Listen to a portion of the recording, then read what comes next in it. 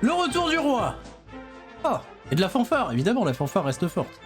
C'est le moment de dire bonjour à YouTube. Bonjour YouTube, comment ça va? Ça, on est en live sur Twitch pour parler de WWE Fastlane, le pay-per-view que j'ai suivi avec la maladie. Voilà. Mais je voulais en parler. Il était important pour moi d'en parler, de venir vers vous et de vous donner mon ressenti sur qu'est-ce qui s'est passé à Fastlane. Et on l'espère bien entendu, dans la joie, l'allégresse, la bonne humeur. Un pay-per-view, je l'ai vu pour pas mal de personnes considéré comme le meilleur de l'année. Mais aussi comme le pire de l'année pour d'autres. Tous les goûts sont dans la nature. Il y a eu que 3 pay-per-views cette année, donc bon, voilà. Un pay-per-view qui s'est terminé sur une bonne note. Et ça aide souvent pour augmenter sa hype et son investissement et dire que oui, c'était le meilleur pay-per-view de l'année parce que ça s'est terminé sur une très belle note. Ça s'est terminé sur un excellent match. Ça aide. Je vais pas m'attarder 10 ans sur le kick-off de ce show qui opposait notre bon ami Matt Riddle qui défend le championnat des États-Unis contre Mustafa Ali. 2 rétributions encore à ce moment précis. Puisque oui, je ne l'ai absolument pas évoqué lors du dernier Raw Recap, mais ce match va conduire à la scission définitive de rétribution. Oui, Mustafa Ali s'est montré... il a perdu, déjà. Bon, il a perdu. Mais l'issue d'un chouette match, c'est pas trop mal. Mais à l'issue de ce chouette match, Mustafa de type Ali a une fois de plus engueulé les membres de rétribution. Slapjack et Miaim, Reckoning, se sont barrés.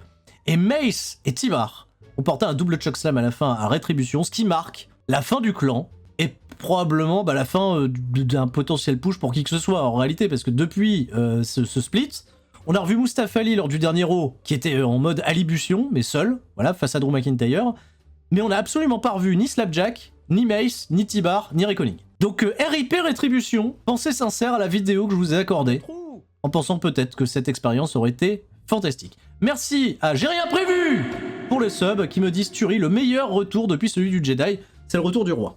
Il a la couronne, c'est le roi. Nous sommes accueillis, bien sûr, comme il se doit, par nos bons amis Corey Graves et Michael Cole. Aussi sympathiques qu'ils soient, bien entendu, moi, ils m'amusent toujours. Voilà, c'est bon. Et j'aurais du bien à dire de Michael Cole et de Corey Graves, notamment pour le main event. Ne soyez pas surpris. Premier match, opener, les championnats par équipe féminin de Nia Jax et Shayna Baszler, les omniprésentes Nia Jax et Shayna Baszler, qu'on voit à Raw, à SmackDown, qu'on a même vu à NXT ces dernières semaines, conduisant à un angle horrible à NXT, l'angle de la création des championnats par équipe, où Adam Pearce a volontairement screw les Raquel Gonzalez et Dakota Kai pour que Shayna Baszler et Nia Jax conservent leur championnat dans la branche jeune. Du coup, William Regal, pas content la semaine suivante, il a annoncé qu'il y avait des championnats par équipe féminins à NXT. Comme ça, tout le monde est content. C'est une catastrophe.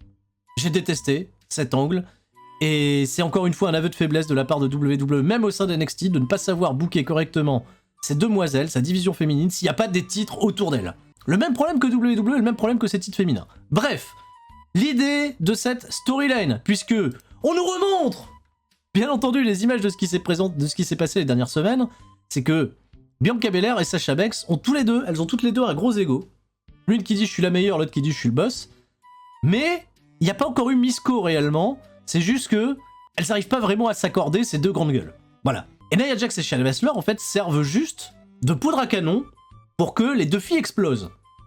Pour construire WrestleMania. Storyline à chier. Ça va pas parce que on n'avait pas besoin de Shayna Baszler, je pense, ni de Nia Jax pour pouvoir faire péter un câble à Sasha Banks pour la faire tourner heel dans l'affaire et construire justement le build-up de Bianca Belair de manière cohérente pour nous amener un chouette match à WrestleMania. Et je ne doute pas que le match entre les deux à WrestleMania sera très très bien. C'est juste que le chemin, the way, comme dirait Johnny Gargano, est vraiment pas intéressant. Mais c'est pas super. Le match va débuter avec d'abord une première phase de shine entre Sasha Banks et Bianca Belair, qui est pas si mal. Voilà, ça va encore. Je suis assez content quand je vois Sasha Banks et Nia Jax dans le ring, parce que Nia Jax, je pense qu'elle a la meilleure chimie possible avec Sasha Banks. Ça s'est pas trop ressenti sur ce match, parce qu'il y a des trucs un petit peu hésitants. Et c'est par la suite, c'est Bianca Belair qui va prendre la hit. Ce qui m'a surpris de voir Sasha Banks dans le rôle de celle qui fait le hold tag et qui vient caser un petit peu tous ces gros assauts. Shayna Baszler a tellement perdu en niveau, j'ai trouvé, moi, sur ces dernières semaines. Je la trouve vraiment plus au poil, beaucoup moins fluide. Super hot tag donc de la part de Sasha Banks qui va caser des météoras à absolument tout le monde, mais qui va se terminer avec un incroyable botch. En fait, elle va vouloir prendre appui sur les épaules de Nia Jax pour essayer de porter un tornado DDT à Shayna Baszler. Shayna Baszler est incapable de bien réceptionner Sasha Banks, hein, qui pèse, je le rappelle, 10 kg. Elle n'arrive pas à la tenir correctement. Ça se termine en une espèce de backdrop de la part de Shayna Baszler, mais ils ont quand même vendu comme si c'était un DDT. Horrible, catastrophe. Merci à Berzo pour le sub, content de te revoir en forme, Stury, t'inquiète pas, la forme là, elle va encore monter un peu plus parce que ce Fastlane est passionnant. Il est passionnant pour plein d'endroits, sur plein d'aspects. Derrière, incroyable 450 splash de la part de Bianca Belair sur Shayna Baszler. Peut-être un des moves du show, c'était magnifique. Reginald, qui manage Shayna Baszler et Nia Jax, va tenter d'intervenir, Bianca Belair va réussir à le repousser, on se débarrasse de Reginald. Superbe combinaison entre Bianca Belair et Sasha Banks qui va amener un magnifique coup de genou de Sasha Banks sur Shayna Baszler, qui est plutôt stiff, voilà, et ça lui fera pas de mal à Shayna Baszler. Pendant qu'on a un backstatement de la part de Sasha Banks sur Shayna Baszler, Nia Jax va pousser Bianca Belair sur les deux filles, dans le champ de vision, et ça c'est très important, elle fait le move dans le champ de vision de Sasha Banks. Sasha Banks, elle voit donc Nia Jax pousser Bianca Belair. On peut pas me mentir, elle a pas les yeux fermés, elle le voit. Et pourtant, ils vont jouer l'angle de la Misco. Sasha Banks fait quoi encore une fois, parce qu'il y avait déjà eu un angle similaire en weekly ou je sais plus. À dire, tu te mêles alors que j'allais gagner le match, tu viens gâcher le truc, alors que la pauvre Bianca Belair, elle a rien fait. C'est très léger en termes d'écriture, vous m'excuserez. Derrière, Bianca Belair, elle fait ok, je retourne à ma place. Petit paquet, Schoolboy, le move le plus puissant de l'univers, de la part de Shayna Baszler. Nia Jax retire la jambe de Bianca Belair qui peut pas les casser le tomber. 1, 2, 3. Vainqueur et toujours championne. Nia Jax, Shayna Baszler. Et derrière, bah, de l'embrouille. Voilà, entre Bianca Belair et Sasha Banks. Sans y venir avec trop de violence pour l'instant. La violence, elle arrivera un petit peu plus tard. Très léger en termes de storytelling. Et j'ai pas de hype particulière. Ils arrivent pas à me créer de hype entre Bianca Belair et Sasha Banks. Je me repose juste sur le fait que les deux catcheuses sont douées dans le ring pour pouvoir un petit peu m'émerveiller. Shayna Baszler d'ailleurs et Nia Jax sont tellement efficaces que désormais elles vont reproduire la même stratégie sur Asuka et Rhea Ripley là lundi à Raw. C'est quand même incroyable quoi. Grosse utilisation des championnes par équipe qui pour l'instant n'ont pas de spot à WrestleMania. On nous remontre des images. J'aime bien maintenant dire ça. On nous remonte des images un peu plus tôt dans la soirée de Shane McMahon qui pendant qu'il faisait le kickboxing là, il s'est pété le genou, il s'est pété la guibole. Et de ce fait, il est pas en mesure, potentiellement pas en mesure d'aller affronter Braun Strowman un peu plus tard. Bon. Donc, il discute un petit peu de sa blessure avec Elias et Jackson Ricker et leur propose d'aller au ring tous ensemble un peu plus tard. Match suivant. Big E défend le championnat intercontinental contre Apollo de type Cruz. Apollo Cruz qui désormais a un gimmick de prince nigérian totalement incroyable avec un accent à tirer au couteau. C'est-à-dire que Apollo Cruz, on ne le savait pas, a un diplôme Michel Leb en sa possession. Bien. Est-ce qu'il en avait besoin d'avoir un gimmick aussi prononcé? Visiblement pour Vince McMahon, oui, parce que s'écrit un vieil homme au loin. Donc on a la présentation bien entendu d'Apollo Crews, il y a eu des clips évidemment, on nous a remontré des images, de la trahison, tout ça. En fait l'idée quand même de base sur toute la storyline est assez intéressante puisque Apollo Crews est frustré, il pense qu'il peut battre Big E et Big E le prend pas au sérieux et veut passer à autre chose. Les deux mecs étaient potes etc. et puis ça c'est parti en couille. Donc l'idée de base, le matériel de base est pas si inintéressant. Je trouve que la gimmick du Nigérian est totalement surabusée. Voilà. Mais bon, on va voir quand même un début de match de catch assez intéressant qui est totalement à la faveur de Big E et je trouvais que c'était cool de montrer Big E fort tout de suite dans ce match parce qu'il va faire voilà, plusieurs assauts sur Apollo Crews qui sont assez intéressants. Apollo Crews va avoir des chouettes comebacks notamment avec une série de German Suplex, Spinebuster, etc. Il va ressortir un petit peu tout son arsenal. Big E va réussir à amener... il va tenter d'amener son Big Ending à un moment donné, donc on n'est même pas à 5 minutes de match. Donc en fait, les spots finaux arrivent vite et... il va y avoir cet angle de fin de match très étonnant où Apollo Crews va contrer une souplesse arrière de Big E en petit paquet, très bien amené. Big E est censé renverser le petit paquet, mais Big E va pas réussir à rouler correctement en arrière. Big E, la roulade arrière à partir de cette position allongée va être totalement désastreuse. Il va juste en fait relâcher les jambes et Jessica Carr, dans un souci d'arbitrage impartial, va compter jusque 3 à un endroit où on s'attendait absolument pas à ce que ça compte 3 et qui a même été considéré comme un botch. Bon, j'arrive pas à savoir si c'est un botch ou pas. Je pense que oui. Je pense qu'il devait juste amener une petite série de paquets, de tombées, etc. avant d'amener une décision un peu différente. Mais quelque part, je pense que ce botch va assurer la continuité de la storyline. Mais même les gens sont paumés, hein, c'est-à-dire que Big E gagne dans l'incompréhension. Derrière, Jessica Card décide que Biggie a gagné. Il balance la musique de Biggie à peine 3 secondes. Il n'y a même pas un mec qui fait le vainqueur du match Biggie. Il se fait attaquer par Apollo Crews et on en reste là sur un gros. Mais. Je serais pas aussi sévère à aller balancer des duds comme je vois sur le chat depuis tout à l'heure. C'est loupé. C'est loupé. Et d'ailleurs, ils en ont pas du tout parlé, comme le dit Sully Perfecten, ils en ont pas du tout parlé au SmackDown qui a suivi, ils ont tout mis sous le tapis. Voilà. Comme il s'est rien passé. Décevant. Donc 2 matchs décevants quand même, coup sur coup, pour entamer ce Fastlane. Eh ben, poursuivons dans la déception, puisque c'est le moment de retrouver Elias, Jackson Ricker et Shane McMahon en béquille, dans le ring, pour un concert improvisé. On va bien entendu bien mal parler de Braun Strowman. Pendant ce concert, Shane McMahon va indiquer à Elias que finalement c'est toi qui vas prendre ma place, qui va affronter Braun Strowman dans un instant. Donc là, la tactique de Shane McMahon, c'est de se trouver des alliés. Il n'y avait pas une storyline, il y a encore quelques mois, où Braun Strowman et Elias étaient potes. Donc Braun Strowman vient au ring bien vénère, lui qui est considéré comme quelqu'un de particulièrement stupide, et on remercie Bebe96 pour le sub. Et Stormvols pour le sub à l'instant dans sa host. Mais c'est gentil quand même. Et Berzo également, 01, qui me dit content de te revoir en forme Sturi, mais je crois que je l'avais déjà lu. Je ne sais plus. Merci à vous.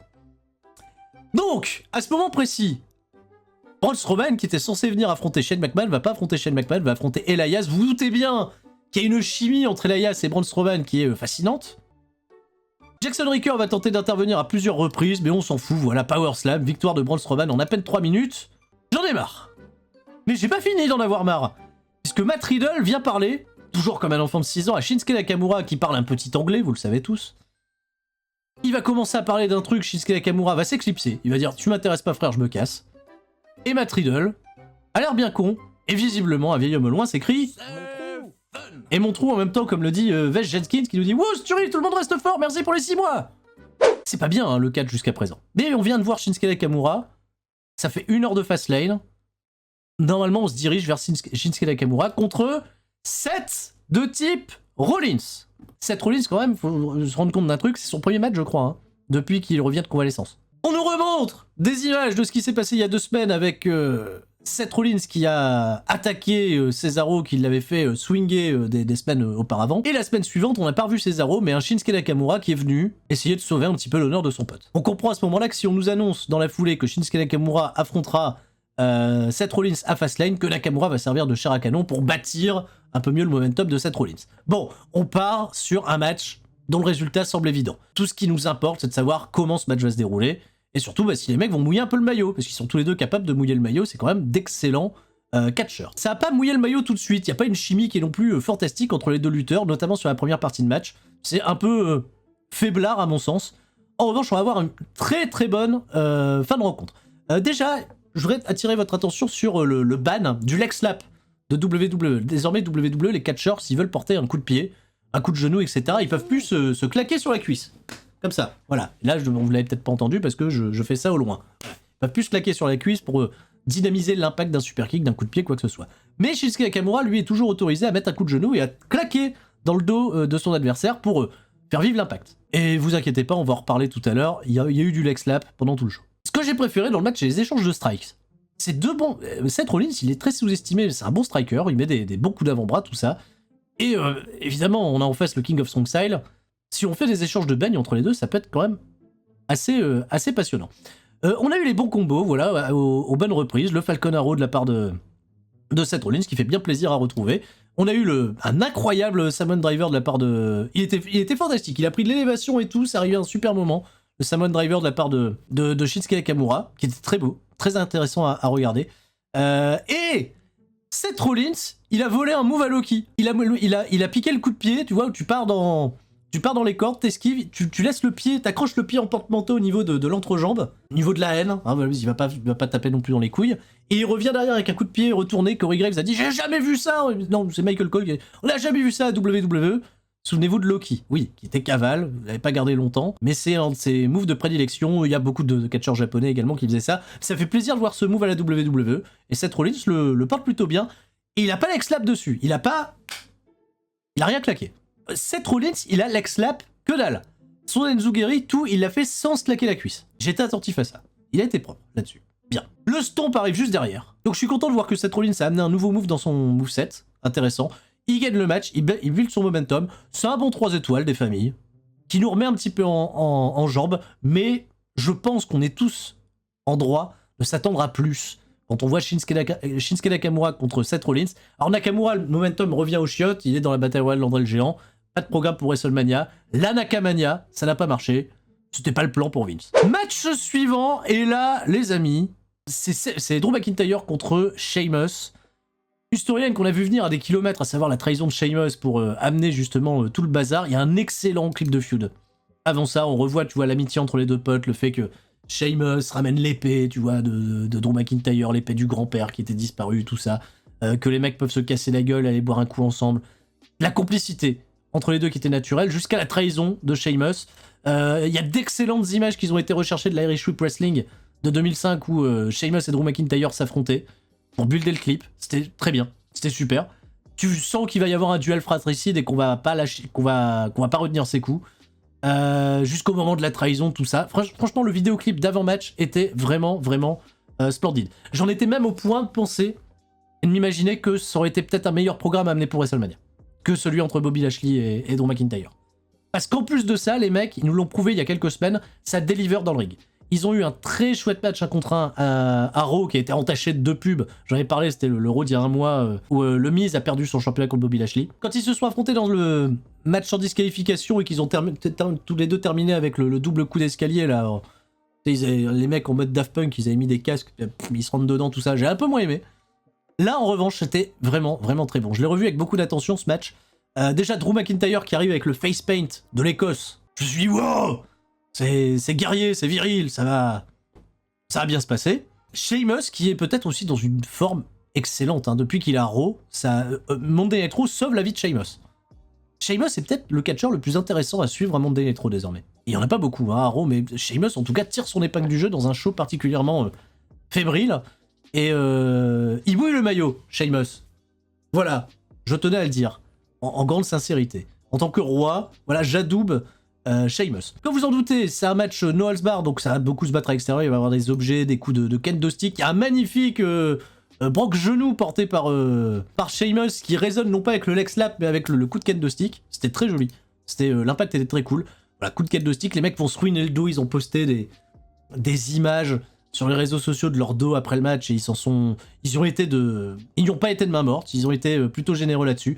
Ça va beaucoup se battre à l'extérieur du ring et forcément on va prendre des bumps toujours aussi généreux à l'extérieur sur le mat. Je sais pas s'il est légèrement rembourré ou pas ce parterre du Thunderdome, mais en tout cas tous les assauts paraissaient violents. Il y a un plan génial, je sais pas si je l'ai repris en photo, mais il y a un plan génial de Drew McIntyre à un moment qui est sur les écrans du Thunderdome et qui crie, tu vois, il fait Bravard, liberté, je sais pas, non, il crie, mais c'est très joli à voir esthétiquement. Gros white nose de la part de Sheamus, il a une force pour pouvoir partir depuis la rampe, sauter avec l'autre dans les épaules pour arriver sur la table des commentateurs, c'est quand même très impressionnant. Ils ont eu quoi, à peu près une vingtaine de minutes de match. Ça s'est terminé avec le Claymore Kick. Un Claymore Kick Lap Slap, vous voyez légèrement la main. Voilà, il y a mon trou de Guitou. Joli trou, Guitou. Merci Guitou pour le trou. Il y a le leg slap de la part de Drew McIntyre sur Sheamus. Et je pense que ces images-là ont été reprises en ralenti à plein de reprises sur les réseaux sociaux, tout ça. Il a pas loupé la gueule de Sheamus. Les mecs sont virils, hein. Les mecs, ils ont mouillé le maillot. Ils ont pas eu peur de se rentrer dedans. Une bonne belle bagarre. Et là aussi, je l'ai revu à l'après-coup, parce que sur mon premier visionnage, j'étais un petit peu covidé, tout ça, donc pas forcément des plus alertes. Et sur mon revisionnage, j'ai vraiment beaucoup apprécié ce combat. Un bon 4 des familles, sans déconner. Même avec l'ambiance Thunderdome qui est pourrie, qui est horrible. Les chants, Drew, c'est une catastrophe. Faut plus faire ça. Mais derrière, il y a eu de l'intensité. Bravo, messieurs. Bravo, Sheamus. Bravo, Drew McIntyre. C'est le moment de partir dans les abysses, dans la storyline la plus macabre de WWE. On voit Drew McIntyre avant qu'il célèbre, voilà, tout ça. Alexa Bliss contre Randy Orton. On nous remontre des images de toute la storyline. Évidemment, du Finn qui brûle, de Randy Orton qui crache du pétrole, des boules de feu, de tout. Vous allez voir, il y a des choses que j'aime dans ce qui a été présenté et des choses que je déteste, ça vous vous en doutez bien. C'est pas ma cam. Le surnaturel, vraiment, de cette manière, n'est pas ma cam. Parce que c'est un surnaturel qui te laisse pas d'échappatoire, il t'est totalement imposé, il ne te laisse aucun recours à ton imaginaire. C'est ça qui est compliqué. J'ai trouvé, en revanche, que, bordel, Randy Orton qui rentre au ring avait une dégaine folle. Il avait une dégaine d'un Randy Orton qui méritait d'être champion du monde. Je sais pas. Il m'a dégagé une énergie que j'ai trouvée un peu fantastique. Il va arriver, tu vois, dans le coin du ring pour faire sa pose légendaire, du Legend Killer, tout ça. Et d'un coup, il va être pris de spasmes. Il va se tenir le ventre et c'est parti. On recrache du pétrole. Alexa Bliss n'est pas encore arrivé, qu'on a déjà le mystique qui revient, le plus de pétrole, l'argent, le Covid. J'ai craché exactement comme lui pendant quelques semaines. Donc maintenant, je compatis avec Randy Orton. Randy Orton, il va chercher une serviette pour s'essuyer, etc. On perd du temps. On essaye de perdre du temps le plus possible. Quoi qu'il en soit, on s'en fout, perdre du temps ou pas. Tout, absolument tout de ce match a été préenregistré et monté comme un film. Je sais pas, ça a été monté. Tout a été monté, rien n'est en live. Et je le démontrerai ça très facilement. Alexa Bliss, à ce moment-là, quand Randy Orton est en souffrance, fait son entrée dans le ring. Et Willy Play, machin, truc. Et on est parti, confrontation entre les deux. Donc là, je rigole parce que, bien entendu, tous les gens dans le Thunderdome, bah, tous les caméras ont changé. WWE, donc, qui utilise des caméras déjà préenregistrées de précédents Raw, etc. Il y a quelques personnes qui m'ont dit j'étais dans le Thunderdome et là je vois que je suis dans le Thunderdome alors que je suis pas dans le Thunderdome, qu'est-ce qui se passe? Il va se passer un truc génial, c'est que voilà, l'arbitre va sonner la cloche, donc on a cette espèce de lumière violette, hein, voilà, l'ambiance Sin Cara, de la Alexa Bliss possédée avec la lumière violette. Randy Orton va s'avancer vers Alexa Bliss et à la frame suivante, on a Randy Orton qui est face à la caméra et non plus face à Alexa Bliss. Comme je le dis à chaque fois, la mise en scène me gêne beaucoup pour mon implication. Je regarde du catch. Je regarde normalement quelque chose qui est censé être, tu vois, en temps réel, surtout que WWE nous vend un truc qui est en temps réel. Si là, je sais que la caméra est face à Randy Orton, c'est que d'un coup d'un seul, tu vois, du plan suivant, tu vois, le caméraman, il n'est pas monté dans le ring. C'est des choses, malheureusement, je sais que faux raccord Michel, c'est un peu ça. Les règles des 180 degrés, ce genre de choses-là. Je sais que pour beaucoup, vous allez me dire, Sturi, tu pénailles sur des détails, ça doit pas non plus gâcher l'histoire. Mais peut-être ça fait 30 ans que je regarde du catch et j'ai pas envie de voir ça. Ou alors, si on le fait, on l'assume à 100%. C'est-à-dire, on n'est pas live et vous filmez vraiment ça comme un film. Et pas de l'entre-deux, pas de l'à peu près, pas de l'entre-deux. Sinon, ça te déconnecte direct. Et bien entendu, sur le plan suivant, hop, incendie. Voilà. Incendie, Randy Orton est pas contente, l'arbitre se barre à l'extérieur du ring, ça sera très important pour la suite. Il y a un petit plan, voilà, on voit quand même l'arbitre quitter le ring à ce moment précis. Parce que l'arbitre, après, on va plus le revoir, et Alexa Bliss est contente d'avoir fait peur à Randy Orton. Et contente aussi pour son trou, et merci à Martin Riner. Martin Riner, 34, pour le sub, pour le 5e mois. Dommage que ce ne soit pas un Firefly Funhouse à WrestleMania, on sait pas encore. Lundi, pardon, il y a un épisode de Raw. Peut-être qu'on aura plus d'informations. Bref. Randy Orton va faire une Braun Strowman que, bah oui, il va courir, il va faire une tout droit dans le poteau et notre bonne amie Alexa Bliss va l'esquiver pour avoir l'avantage sur ce gros bêta de Randy Orton, va s'en suivre une petite course-poursuite au ralenti autour du ring avec un Randy Orton, genre, tu vois, qui marche lentement et qui fait « Oh, je vais te manger, Alexa Bliss », voilà. Qui est filmé, tu vois, dans cet esprit-là, évidemment. Alexa Bliss, à un moment, donc elle va être face à Randy Orton, elle va lever les yeux. Et qu'est-ce qu'ils vont pas faire, ces cons-là?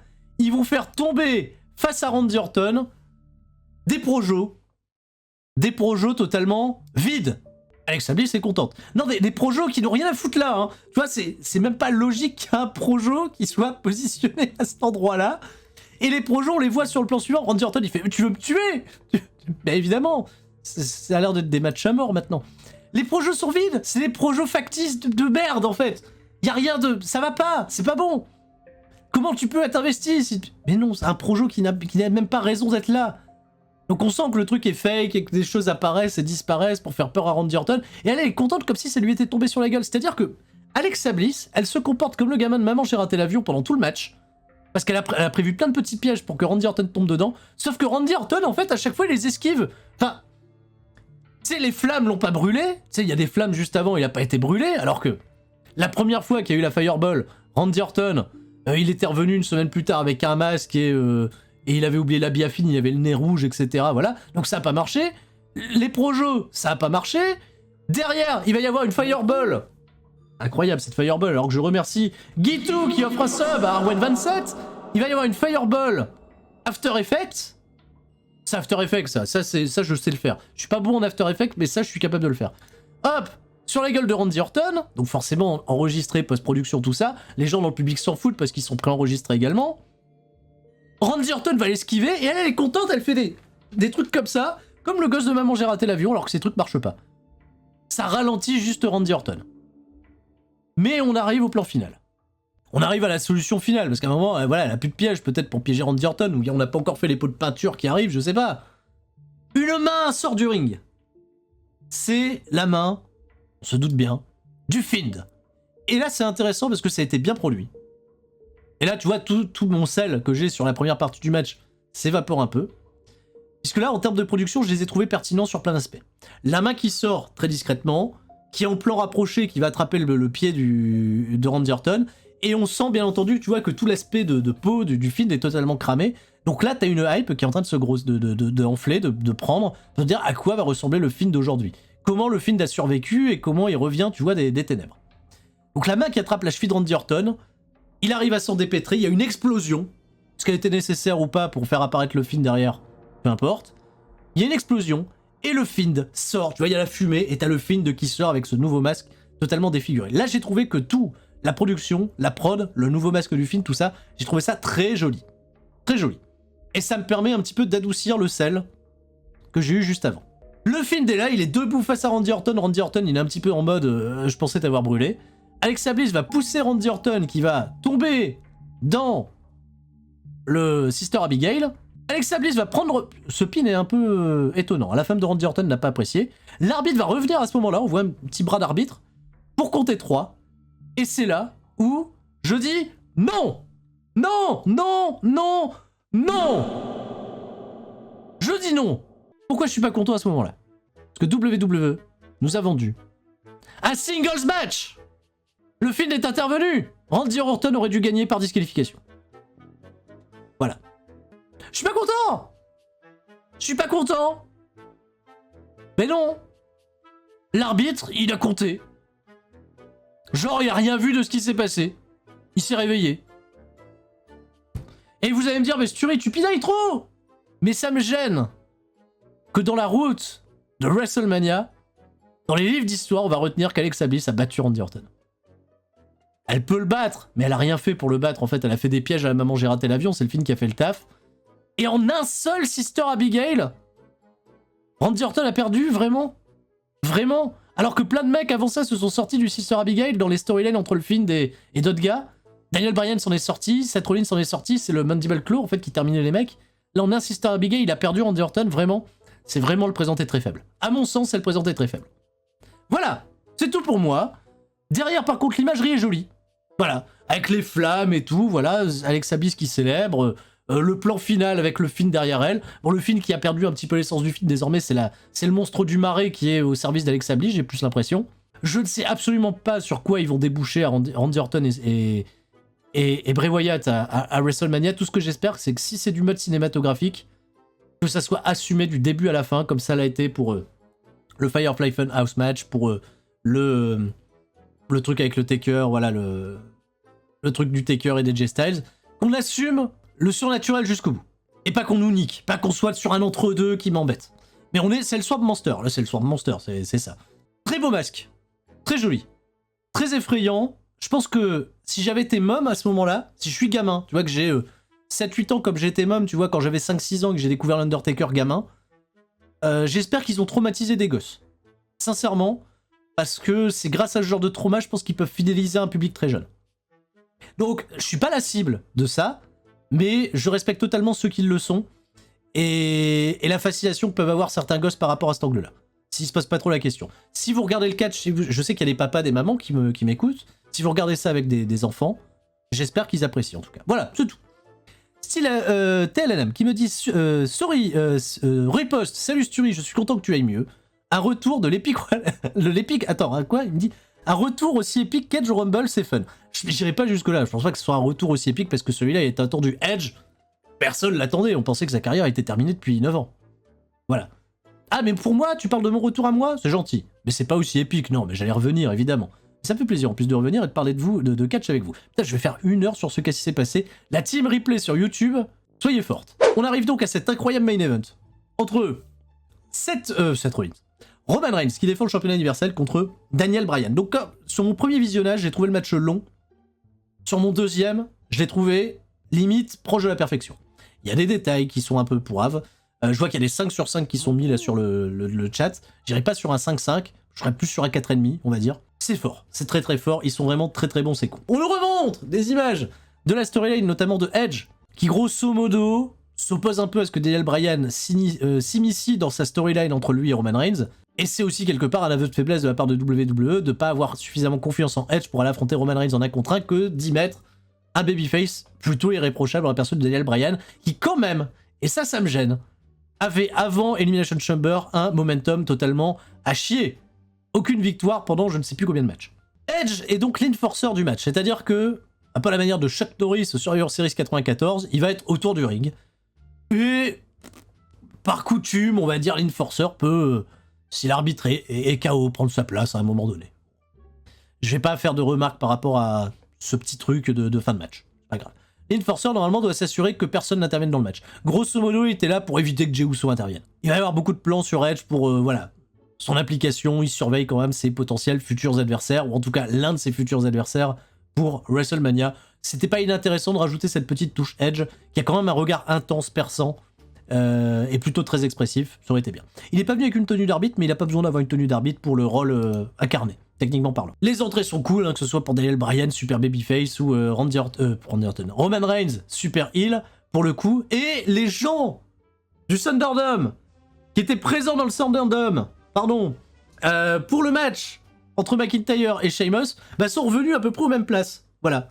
Il y avait la Seven Girl qui était là, je l'ai reconnue, mais ils étaient pas là pour... Non, vous étiez pas là pour Orton contre le Fiend. Bref. Le début de match est hyper intéressant parce que si Christian a pris la gimmick chez All Elite Wrestling du Hot Work Everyone, de surpasser, de surclasser tout le monde par le catch, grosso modo, par le travail, ça s'appliquerait tellement bien à Daniel Bryan parce que le premier, je vais pas dire le premier tiers, parce qu'il va y avoir la hit quand même qui va tomber un petit peu plus tôt, j'ai pas duré ça dans le temps. Je vais dire le premier tiers, la première partie du match est totalement à l'avantage de Daniel Bryan, qui par sa technique est capable, de manière crédible, d'immobiliser facilement au sol Roman Reigns et de le faire un petit peu valser dans tous les sens, juste par de la technique, juste par du mat work, juste par des super clés de bras, etc. C'est un super Daniel Bryan. Et là, je suis en train de regarder un super match de catch où on me raconte déjà une excellente histoire juste grâce à des codes qu'on t'apprend dans les écoles de catch et pas grâce à de la mise en scène, des explosions, comme je l'ai eu juste avant, tu vois. Et c'est là où je me dis, ça ne doit pas vivre dans les mêmes univers. Du catch aussi pur et aussi propre entre Bryan et Roman Reigns qui arrive juste après, tu vois, la partie surnaturelle du Fiend, ça me laisse un goût amer.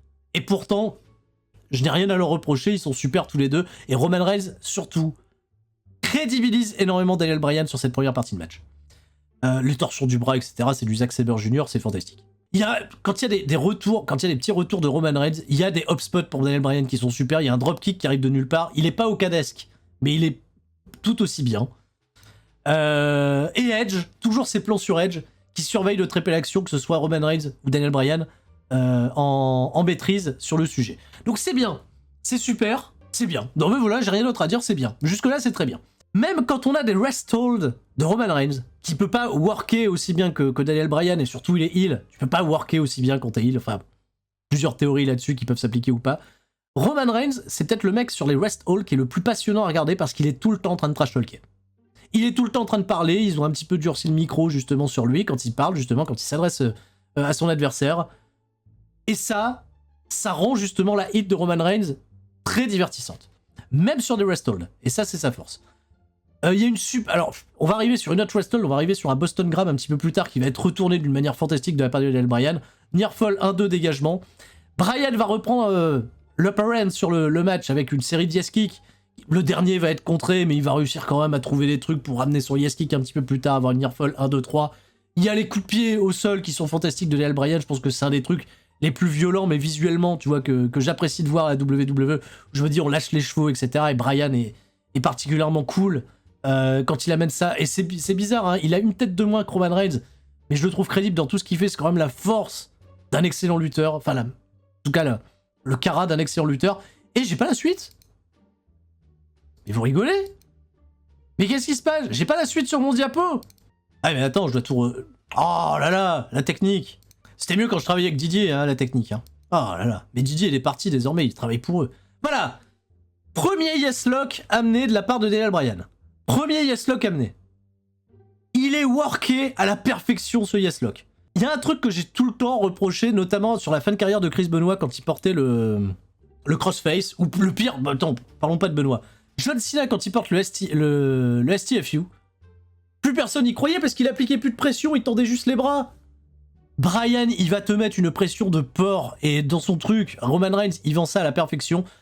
Il va réussir, tu vois, quand il se rapproche des cordes, à rouler en arrière, les transitions de Bryan sont d'une fluidité folle. Et ça tire, et ça tire, et ça tire, et Roman Reigns arrive à revenir à la force, tu vois, retourner Bryan, et il va l'amener derrière dans sa série de strikes, tu vois, au sol. Et elles sont tellement belles, ces strikes au sol, ces coups d'avant-bras de la part de Roman Reigns, à le remonter avec un powerbomb, à continuer de se déchaîner. On est vraiment de jouer dans cet aspect, il y a la technique contre la brutalité et la force. Tentative de spear qui va être contrée, coup de pied de la part de Daniel Bryan. Et là, le ref bump arrive, premier ref bump de la soirée qui va être important pour tout l'overbooking qui va se dérouler sur cette fin de rencontre. Jusque là, franchement, le match, sur un point de vue d'exécution, de technicité, c'est un quasi sans faute et on est déjà à peu près à 22 minutes de combat. Les mecs, brillants. Donc ref bump, l'arbitre qui fait, je sais pas, juste avant ça, alors j'ai pas pris d'image, mais juste avant ça, il est derrière Roman Reigns, j'ai l'impression qu'ils font le petit train, voilà, pour que l'arbitre soit bien placé derrière Roman Reigns avant de prendre bon, on le voit venir à des kilomètres, c'est tout, c'est comme ça. L'arbitre est KO, et spear de Roman Reigns, parce que Daniel Bryan est un peu dégoûté d'avoir défoncé l'arbitre, une seconde d'inattention, spear de Roman Reigns, et Edge va perdre une toute petite seconde, tu vois, pour réfléchir, est-ce que je dois aller faire le tomber? Oui, non, il va faire le tomber, 1, 2, near fall de la part de Daniel Bryan. À ce moment-là, en effet, du match, peut-être que Roman Reigns, s'il y avait eu un arbitre frais et dispo, aurait remporté le match avec un compte de 3. On le saura pas, mais... Et on reviendra pas là-dessus non plus, même Roman Reigns s'en est pas défendu, je pensais qu'ils allaient se servir de ça. Peut-être pour la suite, en disant j'ai pas vraiment perdu parce que je l'aurais battu avant, etc. Enfin bref. Superbe confrontation derrière, sur la near fall, entre Roman Reigns et Edge. Où Roman Reigns va dire il faut que tu te mêles du truc, etc. Il va lui balancer des noms d'oiseaux. Edge va lui dire mêle-toi surtout de remporter ton match contre Daniel Bryan, occupe-toi de tes oignons, tout ça. Il y a de la tension entre les deux, c'est plutôt cool. Et on est, tu vois, quand t'es fan de catch, je pense que à ce moment-là du match, t'es un peu dans une idée de te dire ouais, jusqu'où ils vont nous emmener. Comment ils sont partis dans l'overbooking. Comment ils vont amener quoi et comment, et voilà. Et c'est ça que j'aime dans le catch. C'est un truc que je trouve vraiment précieux dans le catch. C'est de nous mettre dans un moment, tu vois, un moment de doute où on est... Qu'est-ce qui va se passer? Et là, on est bien. Là, on est en plein dedans. Roman Reigns, il a le Perez. Il va continuer d'attaquer, de mettre les fameux coups d'avant-bras sur la gueule de Daniel Bryan. Et Daniel Bryan va réussir à appliquer un magnifique triangle sur Roman Reigns, avec un très beau plan là, que j'ai pris entre les jambes de Edge, qui a toujours le réflexe caméra d'écarter les jambes au bon moment. Bravo à lui. C'est toujours bien à dire. Et il essaye d'amener à nouveau sa yes lock en mettant des grands coups d'avant-bras dans la tête de Roman Reigns. Et ça, c'est super. C'est crédible. C'est ça qui est fort, c'est la crédibilité. On est dans le yes lock, Edge est en train de vérifier si Roman Reigns va abandonner ou pas. Jey Uso se pointe. Rien à foutre, hein. Alors là, super kick, on l'ex-slap à fond la caisse, il va se prendre une amende pour Edge, et il va se prendre une amende pour Daniel Bryan, ils vont tous les deux en manger un. Daniel Bryan, cependant, il prend le yes kick, il prend le super kick, il est prêt à se prendre un coup de chaise, mais il va revenir, bam, parce qu'à un moment, Daniel Bryan, il en a marre, hein. Il est on va pas me niquer ma chance, il va réussir à repousser l'envahisseur de Jey Uso, un petit peu à la manière dont Kevin Owens avait su le faire dans les mois précédents. Et Daniel Bryan, c'est pas John Cena, c'est pas un babyface comme John Cena. S'il voit une chaise, et qu'il a, et je trouve que ça, il va tabasser Jey Uso avant, parce que qu'il le tabasse sous les yeux de l'arbitre ou pas, c'est pas grave. Mais il va s'apercevoir, il va y avoir ce plan très intéressant où Daniel Bryan va s'apercevoir que Edge est down, et que l'arbitre à l'extérieur du ring est toujours KO. Et il y a, je trouve vraiment à ce moment précis du match, un excellent travail de commentateur, je le dis pas souvent, de Michael Cole et de Corey Graves, comment dire, mettent en valeur tous les détails de ce passage. Qui va s'assurer justement qu'il n'y ait pas les arbitres, tout ça. Donc il a la chaise, il en a ras-le-bol. Il veut aller donner un coup de chaise à Roman Reigns. Parce que peu importe. Et c'est Edge qui va se le manger. Ce que j'aime dans ça, c'est que Daniel Bryan, c'est pas un babyface trop gentil comme John Cena. S'il a une chaise, qu'il a l'opportunité, tu vois, de se venger de toute la saloperie qui s'est mangée dans la gueule, il va le faire. Et bordel, ça fait du bien d'avoir un babyface qui soit pas con-con. Ça n'a pas marché. Superman Punch dans la foulée. T'as pas le temps, tu vois, de digérer le coup de chaise sur Edge. Superman Punch dans la foulée. Et Roman Reigns, il a une gueule, il y a un plan sur lui, il a une gueule, il est possédé le mec. C'est incroyable, revoyez juste ces 2 secondes du plan de Roman Reigns qui s'apprête à aller porter sa spire fatidique sur Daniel Bryan. Il court pour la spire. Daniel Bryan le compte à la manière d'Elimination Chamber, en yes lock, magnifiquement amené. Edge est down, l'arbitre est down, et qu'est-ce qui se passe? Roman Reigns va taper tout doucement, il abandonne sur la yes lock de Daniel Bryan, sauf qu'il n'y a pas d'arbitre pour le valider. Mais dans l'idée, dans l'esprit, ce que les fans retiendront, c'est que Daniel Bryan avait fait abandonner Roman Reigns. Roman Reigns qui n'a jamais abandonné depuis... je sais pas s'il avait déjà abandonné à l'époque du Shield ou pas, mais qui avait pas, comme Never Give Up, comme John Cena, il avait jamais abandonné. Ils nous l'ont vendu comme ça. C'est brillant, parce que là, on a l'injustice pour Daniel Bryan, qui va conduire justement aux décisions qui vont être prises au prochain SmackDown, et j'en parlerai dans un instant. Et Edge prend la chaise et vient niquer le yes lock pour se venger du coup de chaise qu'il a pris par Daniel Bryan. Il vient porter un coup de chaise horrible, horrible coup de chaise de la part de Edge sur Daniel Bryan qui le vend comme s'il s'était fait buter par Edge. Edge il fait ça. Revoyez le coup de chaise de Edge, c'est une catastrophe, on peut pas faire un tel coup de chaise aussi naze à un tel niveau. Heureusement, c'est pas trop mal filmé, ça ne dégrade pas trop le mouvement. Mais il est horrible ce coup de chaise, il est catastrophique. Edge, qu'est-ce qui t'arrive, frère? Derrière, Edge va être un peu plus violent, ça va, sur ses coups de chaise qu'il va porter à Roman Reigns. Edge, il est en mode twinner, il est entre les deux, il est en train de péter un câble. Il y a un plan sur la gueule de Edge qui dit il en a marre, il jette les chaises, il va attaquer tout le monde. Et il y a ce plan sur cette gueule de Edge qui est magnifique. Cette gueule est incroyable. Cette gueule est fantastique. Et Edge, il en a marre, il quitte son boulot, ses responsabilités d'Enforcer, il repart backstage. Et là, j'ai trouvé qu'on a eu une facilité dans le scénario qui était un peu déconcertante. Il y a un autre arbitre qui arrive. Et Roman Reigns fait le pin final. Et il gagne le match. Un peu décevant, mais à un moment, il faut finir. À un moment, il faut arrêter. Un peu décevant quand même. Sur cette toute fin. Je pense qu'on aurait pu l'habiller un peu plus. Mais, et c'est ce qui a été décidé lors du dernier SmackDown, et c'est pour ça que je fais une ellipse du dimanche au vendredi, Daniel Bryan, suite à une décision d'Adam Pearce, a bien été intégré au main event de WrestleMania, qui sera donc un triple threat. Comme je l'ai déjà dit, c'est un aveu de faiblesse de la part de WWE. C'est un aveu de faiblesse de la part de WWE de pas faire suffisamment confiance à Daniel Bryan, en Edge. Mais d'une autre part, bordel, qu'est-ce que ça fait du bien de voir quand même Daniel Bryan dans ce main event de WrestleMania. Et ça a été bien écrit. Maintenant, la justice qui a été rendue à Daniel Bryan, c'est ça qui m'attriste un peu, c'est une justice qui n'a jamais été rendue à Kevin Owens pour les 3 mois où il a été excellent face à Roman Reigns. Il est parti sur son autre programme, Kevin Owens avec Sami Zayn, Logan Paul. Voilà. Passons à autre chose. Ce qui conclut d'une très belle manière ce Fastlane, qui pour moi n'est pas un excellent pay-per-view parce qu'il a trop de faiblesses. 2 matchs très très bons, un match ok, mais un peu décevant sur ce qu'on peut en attendre entre Shinsuke Nakamura et Seth Rollins. C'est tout pour moi. J'espère que j'aurai été précis dans le détail. Et quand Origin John dit il va prendre le pin, le pauvre Daniel à WrestleMania, j'en suis pas si sûr. Et j'en parlerai bien entendu prochainement dans le Story Stradamus. Merci YouTube. Merci à tous. Sur Twitch, ne bougez pas, je reviens dans un instant prendre un petit peu toutes vos réactions sur ce Fastlane. Je prends une petite pause, le temps de m'hydrater et de me dégourdir un petit peu la glotte. Désolé pour la longueur de ce qui s'est passé qui va être rediffusé sur YouTube.